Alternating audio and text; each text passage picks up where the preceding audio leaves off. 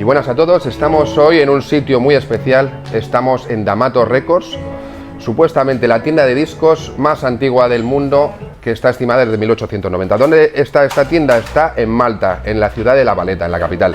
Hoy estamos con Anthony, uno de los dueños, es un negocio familiar. Thank you, Anthony, for with us hearing sounds in me. Thank you. Well, Anthony, one of my first questions, how this shop, this record store, still alive from 1885, right? Yes. Until now, after 2 wars, Yes, COVID, digital, how the vinyl record came down in the 2000s. Yes. And we are still here. So, Anthony. Yes, it was opened in 1885 by my great grandfather, and yes, we went through 2 world wars, pandemics, recessions. I think the worst part of everything was when the downloads and MP3s was very popular because it killed the industry. In fact, it wiped out many record shops, but we kept on going with an attitude to keep the legacy and the history going, our clients, etc. I understand this is a family family business. Was a moment the music industry tried to take it for themselves? I believe some music industries, any music business like a Virgin, or they trying to buy the shop anytime? No, I mean we are an independent record shop. Yeah. And we want to remain independent. We would not want to join a major record retailer. But what we did was we did joint ventures with HMV 100 years ago, where we recorded the first Maltese songs, which I eventually can show you the pictures of the 78s with the Maltese cross and the HMV label. Because this started like a vinyl record shop, or was okay. What we know is it started as a furniture shop in 1885. furniture shop. And we started trading with in the music industry. We have it documented back to the 1890s. So since the 1890s till today, unless some more documents come out that we were actually trading in records in 1885, till today we kept on trading in the music industry. But we have documents that show that in 1890 we were already doing business in music. Okay, I want to ask you as well, because this nearly happened. There is a sign in your shop, in D'Amato Records. It's very icon for the city. Yes. And we heard, I follow the social media, get destroyed. Yes. Can you tell us how, because we will put them out in the pictures as well in this interview, but we can show the sign later. The shop, the sign, the HMV logo sign has been up on the shop since the early 60s, 61, 62, which my grandfather put up. Eye level with Republic Street, with the main street, so people walking in the main street can turn around and see the iconic sign. It's quite a large sign.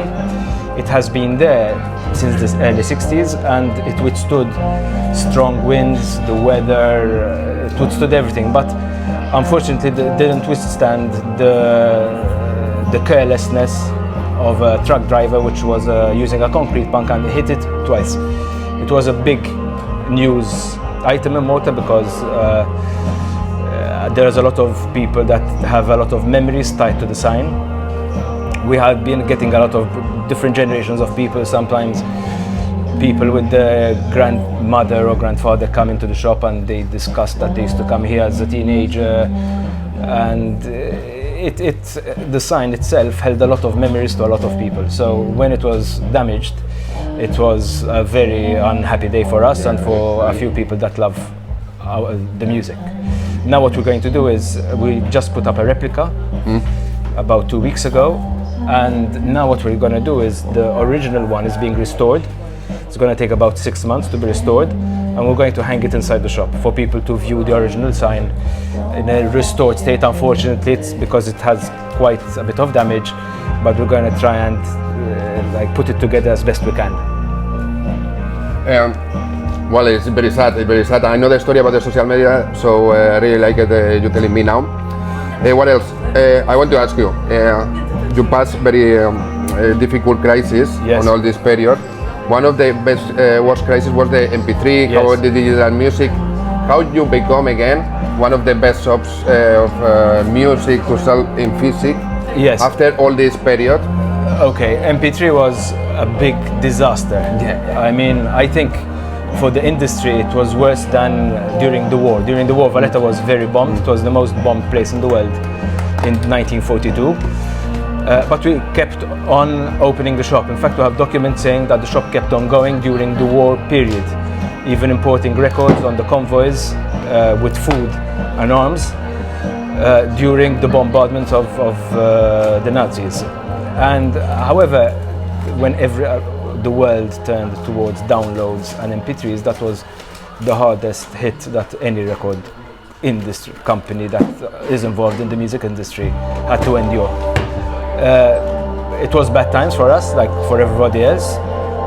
It was very bad for business, but we kept on going slowly, and now we're seeing a big turn back to the physical format, especially in vinyl records. CDs are selling very well again, and tapes are crawling in slowly. What do you think is better now? The vinyl came like 2 years ago, but the CD, you tell me, is selling good as well. Vinyl came in, I think, more than 2 years, maybe 5 to 8 years ago. Exactly. It started going up. CDs are picking up together with vinyl because, in my opinion, 40 years ago, 30, 40 years ago, when you used to buy an LP, a vinyl record, you used to buy it to listen to it. Today people are buying to listen to the sound quality of a vinyl record, collectability, art, ownership of the band. They do it for the ritual, you know. You get your phone, you put it away, and you put in a record, sit down and enjoy a bit of normal life, not digital life. And value as well, because certain, as you might know very well, certain issues, especially the first issues, are fetching a lot of money. So they do it for various reasons, not just to listen to it. Hey Anthony, how you become the owner? I mean, you really, I believe you love the music, but you suddenly came the business to you, or was like automatically from your childhood?